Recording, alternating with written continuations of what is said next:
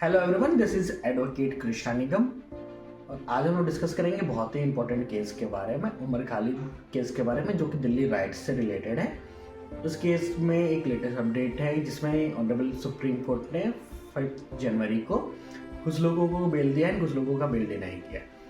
Honourable supreme court ने इस case में सबके SLPs पे डिटेल में डिस्कशन किया है एंड 142 पेज का जजमेंट दिया है। बट हम इस वीडियो में इन शॉर्ट में जानेंगे कि ऑनरेबल सुप्रीम कोर्ट ने किन्हें बेल दिया एंड किनका बेल रिजेक्ट कर दिया है। इस केस में जो लोग अरेस्ट हुए उनके नाम है गुलफिसा फातिमा, सरजील इमाम, मेहरन हैदर, उमर खालिद, साफिया उर रहमान, मोहम्मद सलीम खान, शबाब अहमद।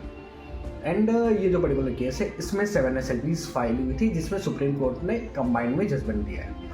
एंड ये केस का जो जजमेंट है वो सुप्रीम कोर्ट के वेबसाइट पे अवेलेबल है with the name Gulfisha Fatima versus state government of NCT Delhi and के SLP नंबर 13988 by 2025, judgment dated 5 January 2026। Discuss करते हैं, थोड़ा सा एक हाईलाइट लेते हैं दिल्ली राइट्स में।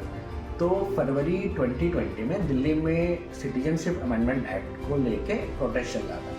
उसी प्रोटेस्ट में एक दंगा होता है जिसमें 54 लोग की डेथ हो जाती है एंड उसके साथ around 1500 public and private properties भी डैमेज होती है। और जो 54 लोग की डेथ होती है उसमें कुछ पुलिस ऑफिसर्स भी रहते हैं एंड कुछ इंटेलिजेंस के भी लोग रहते हैं। तो इसी दंगे के ऊपर एक FIR होता है, FIR नंबर 59 ऑफ 2020। उस FIR में जो एलिगेशन लगता है वो JNU के एक स्टूडेंट उमर खालिद एंड उनके एसोसिएट्स पे लगता है। और इसी FIR के कनेक्शन में Umar Khalid and along with 6 और लोग को अरेस्ट किया जाता है।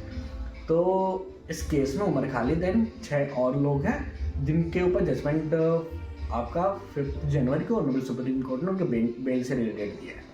तो सुप्रीम कोर्ट ने उमर खालिद एंड सरजील इमाम का जो बेल पिटिशन है उसको रिजेक्ट कर दिया है। सुप्रीम कोर्ट ने ग्राउंड दिया है रिजेक्शन का कि जो प्रोसिक्यूशन का जो मटेरियल है उसको देखते हुए प्राइमा फेसाई केस इनके ऊपर बनता है and section 43D subsection 5 of unlawful activity prevention act का जो प्रोविजन है उस केस पे एप्लीकेबल होता है, जिस वजह से उनका जो बेल है वो डिनाई किया जाता है।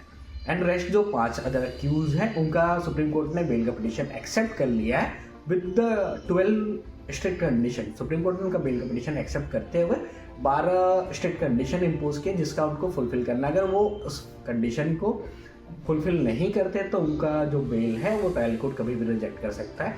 सम ऑफ द कंडीशंस जो हैं कि वो दिल्ली से बाहर नहीं जा सकते, हर वीक में मंडे एंड थर्सडे को वो पुलिस स्टेशन में रिपोर्ट करेंगे, 2 lakhs का पर्सनल बॉन्ड उनको देना पड़ेगा और कोई भी विटनेस को इन्फ्लुएंस नहीं करेंगे। ऐसे करके 12 स्ट्रिक्ट कंडीशंस हैं।